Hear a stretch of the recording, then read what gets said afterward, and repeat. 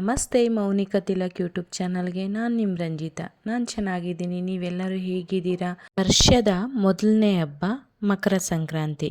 ಮಕರ ಸಂಕ್ರಾಂತಿಯಲ್ಲಿ ಏನು ವಿಶೇಷ ಅಂದರೆ, ಈ ತಿಂಗಳಲ್ಲಿ ಹೊಲದ ಕೆಲಸ ಮುಗಿಸಿ ರಾಗಿ ಮನೆಗೆ ತರೋ ಸಮಯ. ಹಾಗೆ ಎಲ್ಲ ಹೊಲದಲ್ಲಿ ಅವರೆಕಾಯಿ ಹಾಕಿರ್ತಾರೆ. ಈ ಮಕರ ಸಂಕ್ರಾಂತಿನಲ್ಲಿ ಅವರೆಕಾಯಿ ಬೆಳೆದಿರೋದ್ರಿಂದ ಅವರೆಕಾಯಿ, ಕಬ್ಬು, ಗೆಣಸು ಮನೇಲಿ ಬೇಯಿಸ್ತಾರೆ.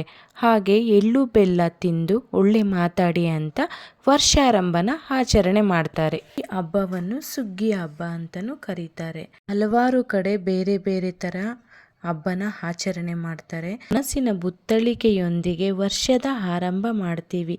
ಏಳು ಬೀಳಿನ ಮಧ್ಯೆ ನಮ್ಮ ಸಂಸ್ಕೃತಿಯ ಹಬ್ಬವನ್ನು ಆಚರಿಸಲು ನಾವು ತಯಾರು ಮಾಡುತ್ತೇವೆ. ಮನೆಯನ್ನು ಸ್ವಚ್ಛತೆ ಮಾಡಿ ನಮ್ಮ ಅನಿಸಿಕೆ ಮತ್ತು ಕೋರಿಕೆಗಳನ್ನು ದೇವರ ಬಳಿ ಪ್ರಾರ್ಥನೆಯಲ್ಲಿ ಇಡುತ್ತೇವೆ. ಮನೆಯೆಲ್ಲ ಕ್ಲೀನಾಗಿ ತೊಳ್ಕೊಂಡು ಬಾಗಿಲಿಗೆ ಅರಿಶಿನ ಕುಂಕುಮ ಇಡ್ತಿದ್ದೀನಿ. ಇಟ್ಟು ರಂಗೋಲಿ ಎಲ್ಲ ಹಾಕಿ ದೇವರಿಗೆ ಇವತ್ತು ಏಕಾದಶಿ ಆಗಿರೋದ್ರಿಂದ ಹೂವಿನ ಅಲಂಕಾರ ಏನು ಮಾಡದೆ ದೀಪ ಮಾತ್ರ ಬೆಳಗ್ತೀನಿ. ಅದಾದ ನಂತರ ದೇವ್ರ ಹತ್ರ ನನ್ನ ಕೋರಿಕೆನೆಲ್ಲ ಇಡ್ತೀನಿ. ಜೀವನದಲ್ಲಿ ಎಲ್ಲವನ್ನು ಶಾಶ್ವತವಾಗಿ ಪಡೆಯಲು ಬಯಸುತ್ತೇವೆ, ಆದರೆ ಜೀವನವೇ ಶಾಶ್ವತವಲ್ಲ ಎಂಬುದನ್ನು ಮರೆಯುತ್ತೇವೆ.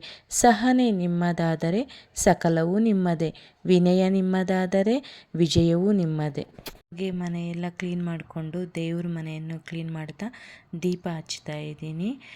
ಏನೆಲ್ಲ ನಮ್ಮ ಕಹಿ ಘಟನೆಗಳಿರುತ್ತೋ ಅದನ್ನೆಲ್ಲ ದೂರ ಮಾಡು ತಂದೆ ಅಂತ ಹೇಳ್ತಾ ಆ ರಾಯರ ಹತ್ರ ಪ್ರಾರ್ಥನೆ ಮಾಡ್ತಾ ತುಪ್ಪದ ದೀಪ ಬೆಳಗ್ತೀನಿ.